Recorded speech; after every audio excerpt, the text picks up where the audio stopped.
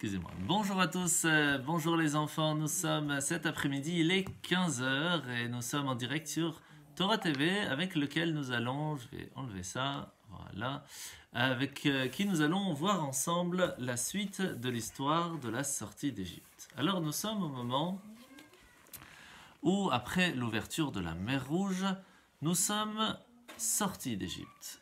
Arrivés devant la mer Rouge s'est ouverte, nous avons pu passer et c'est là que, en fin de compte, l'armée égyptienne va être totalement anéantie dans l'eau. Et c'est là que nous allons, en fin de compte, chanter ce qu'on appelle le Shirat Hayam, que l'on chante tous les matins dans la prière. Et il faut savoir que lorsque les anges ont été contents, ont voulu chanter, Dieu a refusé. Parce que les gens soient bien ou pas bien, la pitié inclut tous les êtres humains.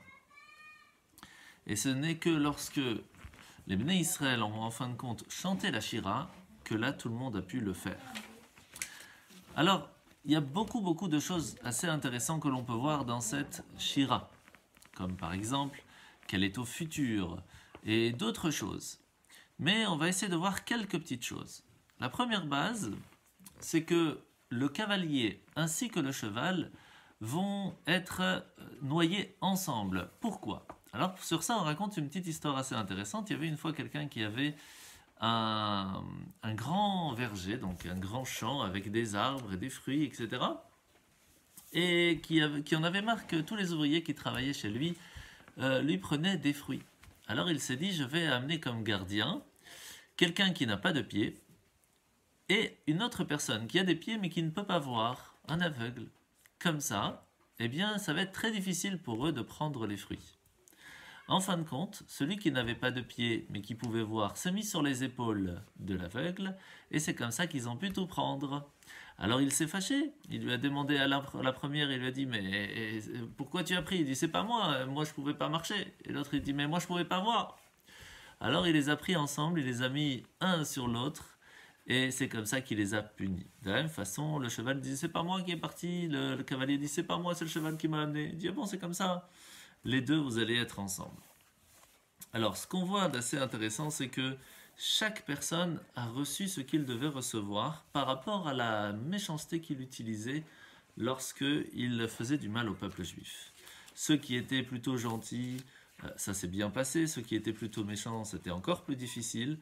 Et c'est comme ça qu'en fin de compte, le seul, en fin de compte, qui va rester vivant dans toute cette histoire, c'est qui? C'est Pharaon. Pharaon va en fin de compte être le seul qui va pouvoir voir et raconter à sa famille qu'est-ce qu'il s'est passé dans cet endroit-là. Et surtout, nous voyons une chose assez intéressante. C'est que une grande partie, une grande force qui ont fait qu'on a pu mériter de sortir d'Égypte, c'est grâce aux femmes. Comme souvent dans l'histoire. Pourquoi ? Parce que lorsque ils sont sortis d'Égypte, les femmes ont pris des tambourins. Pourquoi ? Pour chanter le fait qu'on allait réussir à sortir et que tout allait bien se passer. Donc c'est une force de émouna, de foi qu'elles avaient, qui est assez fort, qui est assez extraordinaire.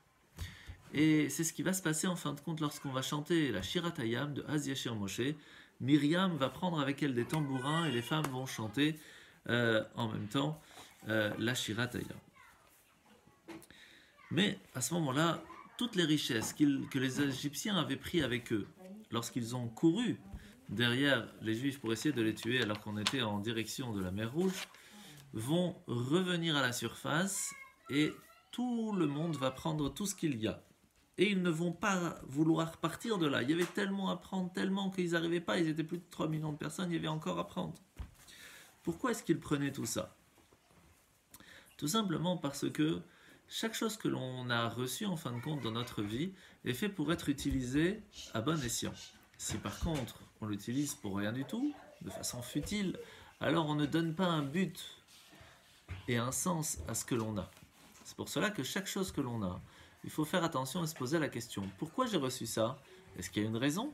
Est-ce que c'est important ? C'est pas important ? Et lorsque on va réussir à trouver un but à ce que l'on est en train de faire, alors on va réussir à faire ce qu'il faut au bon moment. D'où le fait que les Bnei Israël ont pris tous ces trésors et se sont dit on va pouvoir offrir ça à ceux qui en auront besoin, on va pouvoir construire le temple avec, ça va être très bien. Et donc ils ne voulaient pas partir. Jusqu'au moment où Moshe leur a dit stop, vous avez beaucoup trop, ça suffit. Et à ce moment-là, tout le monde l'a suivi, pardon, lorsqu'ils ont vu que la Shrina, que la présence divine, ne restait pas avec eux tant qu'ils restaient à côté de la mer, et donc l'ont suivi dans le désert. Mais c'était pas évident dans le désert. Qu'est-ce qu'il y a? Une des choses qu'il n'y a pas dans le désert, c'est de l'eau. Et donc c'était très difficile à boire. Comment on va faire? C'est pour cela que pendant 3 jours, ils vont voyager dans le désert. Et pendant ce temps-là, ils ne vont pas étudier. Et sur ça, Dieu ne va pas être très content. Alors, ils vont voir que toute l'eau qu'ils avaient dans leur récipient va disparaître. Et ils vont dire à Moshe, Moshe, qu'est-ce qui se passe? On n'a plus rien. Et ils vont arriver devant un fleuve, en tout cas une petite rivière, dans le désert qui s'appelle Mara. Pourquoi Mara? Parce que c'était tamer. L'eau n'était pas bonne. Et c'est là que toute l'eau qu'il y avait dans ce puits, ils essayaient de boire, mais c'était impossible. Et ils attendaient, ils ne savaient pas quoi faire. Et le fait qu'ils se sont plaints, en fin de compte, a été comme une rébellion. Parce que c'est pas très gentil. Tu sais très bien qu'Hachem t'a envoyé ici. C'est qu'il va te donner ce qu'il faut. Attends un petit peu. Tu verras, tout va bien se passer. En fin de compte, on voit de là une chose très importante et que l'on fait tous les jours. C'est quoi? C'est que autant le fait qu'ils ont oublié, négligé le fait d'avoir étudié la Torah, l'eau s'est évanouie de leur gourde. De la même façon, on apprend de là qu'il est important d'étudier la Torah au moins une fois tous les 3 jours. Pourquoi 3 jours? Parce qu'on ne peut pas vivre si on n'a pas de l'eau au moins une fois dans les 3 jours. C'est pour cela que les prophètes ont institué l'ouverture de l'arche avec la lecture dans le Sefer Torah, le lundi, le jeudi et le Shabbat, le samedi, pour qu'on ait au moins une fois tous les 3 jours de quoi étudier la Torah. En fin de compte, Moshe va pleurer à Hachem, il va lui dire, mais qu'est-ce qu'on fait? Alors il lui dit, ne t'inquiète pas, prends un morceau de bois qui est amer, et tu le jettes dans l'eau, et tu verras que tout va redevenir potable. Normalement, c'est pas normal. Imaginez que quelque chose est trop salé. Alors, on va pas rajouter encore du sel pour qu'il soit moins salé, c'est pas logique. Et là, c'est ce qui va se passer. Moshe va mettre un morceau de bois qui est encore plus amer, et c'est là que tout va enlever cette amertume et ça va devenir potable. Pourquoi est-ce qu'il a fait ça? Pour nous montrer que c'est Dieu qui gère en fin de compte tout ce qu'il se passe. À ce moment-là, Hachem va transmettre à Moshe 10 mitzvot qu'il va falloir transmettre au Bnei Israël. Et c'était des choses qui sont très importantes. Les 7 premières, ce sont les 7 lois Noachid. Les 7 lois que Noach nous a transmises à la sortie de l'arche. Mais aussi 3 de plus. La première, celle du Shabbat, qui est très important. La deuxième, l'honneur des parents. On doit respecter ses parents, on doit les écouter, c'est très important. Et la troisième, les Mishpatim. Ce sont les lois civiles qu'on va expliquer plus tard dans la parashat Mishpatim, qui nous apprend qu'il faut faire attention à être honnête, à avoir un tribunal, de bien l'écouter, etc. Et donc, il nous prévient et il nous dit, tant que vous allez écouter ces mitzvot, vous en mériterez beaucoup d'autres. Et c'est comme ça que vous allez plus tard recevoir la Torah.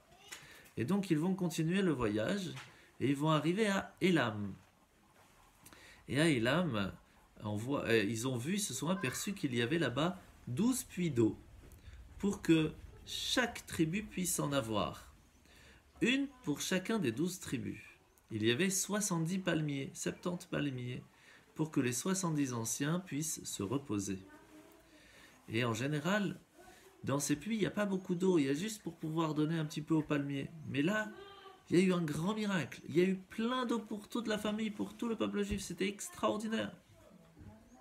Ils sont arrivés à Élam le 15 du mois de Iyar, donc à peu près un mois après être sortis d'Égypte. Et ils ont étudié ces mitzvot que Moshe leur a transmis, les 7 lois Noachid, le Shabbat, le respect aux parents et les Mishpatim. Lorsque les matzot qu'ils avaient fait, qu'ils étaient sortis d'Égypte avec, commencèrent à manquer, il n'y avait plus grand chose, eh bien, ils ont commencé à demander à Moshe, mais qu'est-ce qu'on va manger? Qu'est-ce qu'on va faire? Déjà que les matzot ont duré pendant plus de 31 jours, ce qui est quand même beaucoup. C'était déjà en soi un grand miracle. Mais ils sont arrivés quand même là-bas à Elam, ils n'avaient plus rien à manger. Et ils ont commencé à se plaindre et à dire à Moshe, ouais, on était mieux en Égypte, il y avait de quoi manger, maintenant on va mourir ici, qu'est-ce que c'est que cette histoire? Ils ne s'arrêtent pas, hein? Alors, Hachem a révélé à Moshe qu'il ne fallait pas s'inquiéter, parce qu'il va y pleuvoir le pain céleste. Le pain céleste en hébreu s'appelle la manne, que chaque fois qu'ils allaient faire de bonnes actions, le pain céleste qui allait venir juste devant leur porte, prêt à être mangé. Mais s'ils avaient des pensées pas très jolies, qu'ils allaient faire des choses pas très jolies, et qu'ils n'allaient pas écouter la Torah, eh bien la place d'être devant la porte, ça allait être un petit peu plus loin. Et s'ils faisaient carrément des bêtises, carrément sortir du campement pour pouvoir le prendre. Et tout le monde voyait où est-ce qu'il était celui de chacun. Ce qui fait que les gens, ils n'étaient pas très contents, parce qu'on pouvait voir tout ce que la personne faisait. Et en fin de compte, c'est ce qui va se passer. D'abord, un petit rosée d'eau qui allait venir. Dessus, la manne, c'est un peu comme du pain de mie, comme ça, blanc, un peu comme de la neige, qu'on pouvait choisir le goût que l'on voulait manger. Donc imaginez les enfants, papa il vous dit, voilà, on mange des haricots verts. Non, non, c'est des bonbons, hop, c'est bien bon tout ça. Et après, on mettait encore un autre rosé, un petit peu d'eau de rosé qui le protégeait pour ne pas que les oiseaux viennent le manger. Et c'est comme ça que le matin, ils allaient venir et ils pouvaient en profiter. Alors c'est une des raisons pourquoi est-ce que lorsque on est à Shabbat et qu'on va mettre les chalotes, vous voyez qu'à ce moment-là, qu'est-ce qu'on fait? On prend un plateau. Sur le plateau, on met les chalotes. Et sur le chalot, on met quelque chose, une nappe qui le recouvre. De la même façon que l'histoire de la manne. Sauf que, un jour, un peu plus tard, ils en avaient marre de la manne. C'est toujours la même chose. Ils ont dit à Moshe, on veut des légumes, on veut comme en Égypte, on veut de la viande. Et Moshe dit, combien? Qu'est-ce que c'est que cette histoire encore? Alors, c'est là que va commencer à arriver l'histoire des cailles. Moshe va dire à Hachem, qu'est-ce qu'on va faire? Leur donner de la viande? Où on va trouver de la viande pour 3 millions de personnes? Impossible. Et Hachem lui a dit, t'inquiète pas, je vais m'en occuper. Et à la place d'envoyer de la manne, il a envoyé des petits pigeons, qui s'appellent des cailles en français. Et lorsqu'ils vont venir, ces petits pigeons, ces cailles, ils vont pouvoir les manger, parce que c'est cachère. Mais un jour, on mange de la viande, c'est sympa. Le deuxième jour, encore des cailles. Bon, troisième jour, encore. Au bout d'un moment, ils n'en pouvaient plus, il n'y avait que ça à manger. Et donc, il y en a qui sont tombés malades et c'était pas très très facile, pas très bien. C'est comme ça que, en fin de compte, ils vont demander pardon. Et c'est là qu'ils vont retrouver cette émouna, cette foi, cette croyance en Dieu. Et la manne va pouvoir revenir. Sauf que, c'est là qu'il faut faire très attention. Comment on appelle ça? La manne n'arrivait que le matin. Et il fallait faire très attention, c'était l'avertissement de Moshe, de la manger totalement ce jour-là, de ne pas prendre pour demain. Et bien sûr, comme d'habitude, il y en a qui ont voulu tester, Datan et Aviram, et ils ont gardé pour le lendemain. Sauf que le lendemain, qu'est-ce qui s'est passé? Tout avait pourri, il y avait plein de vers de terre partout, c'était pas propre. Ils étaient très embêtés. C'est là qu'ils ont vu que, en fait, on ne mange et on ne gagne son argent que parce que Dieu le veut bien.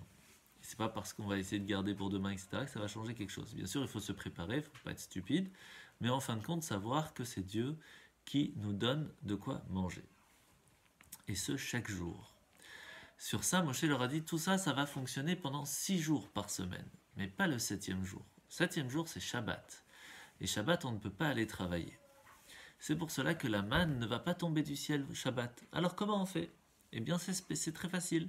Le vendredi, vous allez prendre double part. C'est la seule fois où on pouvait garder pour le lendemain, préparer vendredi pour manger Shabbat. Et c'est comme ça que le Shabbat matin, il n'y a rien qui est descendu du ciel. Mais encore une fois, Datan et Aviram ont voulu montrer à tout le monde que ce que Moshe disait était faux. Alors qu'est-ce qu'ils ont fait? Ils ont pris plein de manne vendredi, et le samedi matin, très très tôt, ils sont allés partout le mettre par terre, pour que les gens disent « Ah, t'as vu, il y a eu de la manne aujourd'hui, c'est Shabbat ».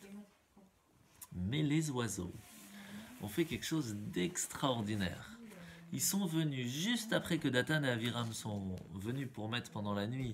Très tôt le matin, ils ont mis cette manne. Ils ont tout mangé pour ne pas que les gens disent « Regarde, Hacham, il nous avait dit qu'il n'allait pas amener Shabbat, et il y en a quand même ». Ils ont tout mangé. Et c'est pour cela qu'il y a cette coutume, lorsqu'on arrive à la paracha de Yitro ou de Béchalach, à la fin du Shabbat, de prendre les miettes de pain des chalotes, les mettre un petit peu partout pour que les oiseaux peuvent venir picorer, pour leur remercier de ce qu'ils ont fait à ce moment-là. Alors, pourquoi c'était important que tous les jours, la manne tombe? Je vais vous raconter une histoire. Il y avait une fois un roi qui avait un fils, un prince, mais qui ne venait le voir qu'une fois par an. Et qu'une fois par an, le roi lui donnait un grand sac de pièces d'or et lui dit voilà, t'es tranquille pendant un an. Et le papa n'entendait plus parler du tout de son fils. C'est dommage, parce que c'était qu'une fois par an. Alors l'année d'après, il lui a dit maintenant je ne vais pas te donner pour un an le sac de pièces, juste pour un mois. Et c'est comme ça que son fils venait le voir tous les mois. Alors il s'est dit je vais lui donner que pour une semaine. Et puis après il dit je vais te donner que pour tous les jours, comme ça tu seras obligé de venir me voir tous les jours.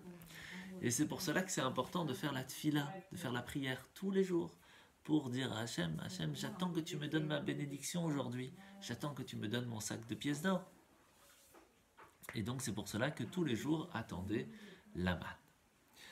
Alors aussi pour qu'elle puisse être mangée chaude, parce qu'elle arrivait toute prête, sauf pour ceux qui faisaient beaucoup de bêtises, et surtout ça leur évitait de prendre des provisions avec eux, de porter la nourriture. C'est lourd à chaque fois de devoir prendre avec soi. Là ils étaient tranquilles, ils savaient que là où ils arrivaient le lendemain matin, il y avait de quoi manger. C'est super, c'est hôtel 5 étoiles.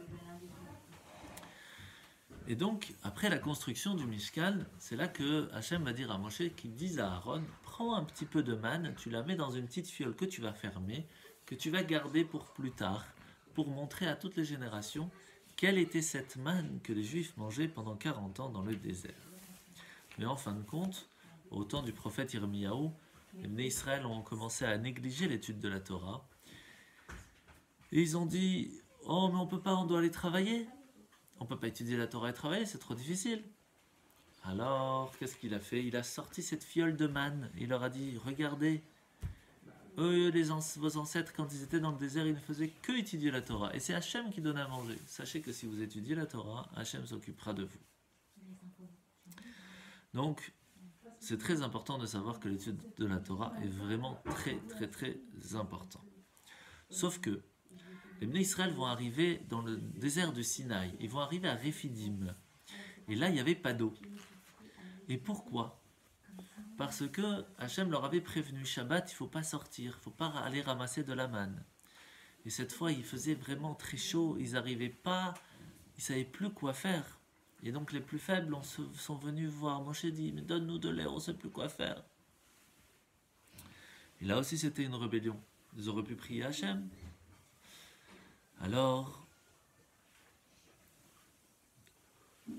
Moshe s'est tourné vers Hachem. Il lui a dit, qu'est-ce qu'on fait? Ils se plaignent encore. Je ne sais plus quoi faire avec eux. Alors Hachem va dire à Moshe, il dit, ne dis pas de mal de mes enfants. Ne t'inquiète pas, ils ne vont rien te faire. Passe devant eux. Va à côté du rocher. Prends ton bâton sur le mont Chorev. Tape dessus et tu vas voir qu'il va se fendre et de l'eau va sortir. Et de l'eau va sortir plein. Et c'est comme ça que cette eau va aller partout dans les 12 tribus pour que tout le monde puisse boire de l'eau. C'est magnifique. Et c'est avec quel bâton? Avec le bâton magique, entre guillemets, le bâton avec lequel il a utilisé pour faire les 10 plaies. Ce même bâton, le bâton de Moshe. Et ce rocher-là qui a, en fin de compte, amené de l'eau en dessous du mont Sinaï, va les accompagner pendant les 40 ans dans le désert et va même rentrer en Israël avec eux. Et où est-ce qu'il va aller ce rocher? Dans le lac de Tibériade. Et c'est pour cela qu'il y a beaucoup de kabbalistes qui vont là-bas pour essayer de trouver ce rocher qui est très difficile. Il n'y a que de grands kabbalistes qui savent où est-ce qu'il est. En tout cas, on sait que le Harizal, par exemple, donc le maître en Kabbale, faisait boire de ce rocher, de cette eau de Myriam, qu'on appelle, à tous ses élèves pour que leur esprit s'ouvre et qu'ils puissent étudier les parties les plus cachées de la Torah. Et nous allons finir avec l'attaque de Amalek. La nation de Amalek, descendant de Esav, avait une haine enracinée des Juifs, c'était assez hard, assez très méchant. Et donc ils se sont dit, on va venger notre ancêtre Esav sur les descendants de Yaakov. Et ils sont venus de très loin, ils se sont unis pour aller attaquer le peuple juif. Mais sait très bien que, en fin de compte, Hachem n'allait pas laisser faire les choses comme ça. Alors, premièrement, pourquoi est-ce que Amalek va se permettre de venir pour essayer de nous embêter? Eh bien, je vais vous raconter une histoire. Il y avait une fois un père qui portait son fils sur ses épaules. Et un jour, il dit: Oh, regarde ici, il y a un beau jouet, est-ce que tu peux m'acheter? Alors son père lui achète. Oh, il y a une glace ici, je peux acheter, tu peux m'acheter? Et il lui achète. Et puis après avoir acheté 5-6 choses, il y a quelqu'un dans la rue qui dit au petit garçon: Il est où ton père? Il dit: Ah, je sais pas. Alors là, il dit: Comment ça, tu sais pas? C'est moi qui te porte depuis le début. C'est moi qui t'achète tout. C'est moi qui te donne tout. Alors il a descendu l'enfant par terre, et là, c'est là qu'il a commencé à se rendre compte qu'il y avait des méchants, il y avait des chiens qui étaient là, qui les embêtaient. Et c'est là, c'est un petit peu la même chose. Hachem leur a dit: c'est moi qui vous ai porté, qui vous ai sorti d'Égypte, j'ai fait des miracles, je vous ai amené dans le désert, je vous ai donné à boire, à manger, et vous vous plaignez encore. Vous me demandez où est-ce que je suis. Alors je te descends des épaules. Comme ça tu vas comprendre où je suis. Et c'est comme ça qu'en fin de compte, c'est pas Moshe qui va sortir en guerre, il a laissé Yehoshua diriger la bataille, qui était lui-même un descendant de Yosef, qui avait le pouvoir de combattre Amalek. Il y a eu un jour de jeûne au lendemain, et Yehoshua va être aidé dans le combat parce que Moshe levait les mains au ciel. Et tant qu'il levait les mains au ciel, eh bien, Yehoshua gagnait. C'est pour cela que c'était très difficile de rester très longtemps comme ça. Et donc, on a amené une pierre à Moshe pour que ça reste bien en haut, et c'est Aaron et Hur qui vont lui tenir les bras. Et il n'a même pas voulu s'asseoir, Moshe, il est resté debout. Pour pas dire: ouais, t'as vu, Moshe, il est assis tranquille. Non, non, non, il est resté debout pour tenir les mains en l'air, pour être avec le peuple juif. Et en fin de compte, on a remercié Hachem qui nous a sauvés. Et c'est que comme ça que nous allons arriver juste après, devant le mont Sinaï, et que Yitro va le rejoindre, et que nous allons bientôt recevoir la Torah. Je vous souhaite de passer une bonne journée, et à demain.